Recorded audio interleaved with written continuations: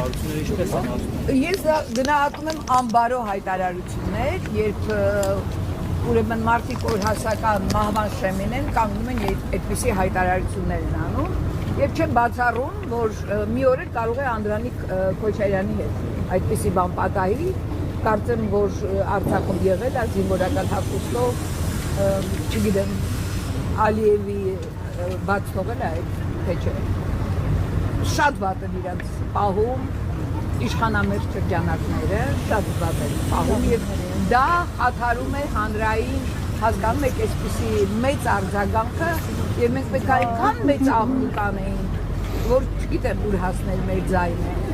Տիկին Ալեքսանյան, վերջին հարց նաև ձեր գործընկերների առընչությամբ շատ իրավապաշտպաններ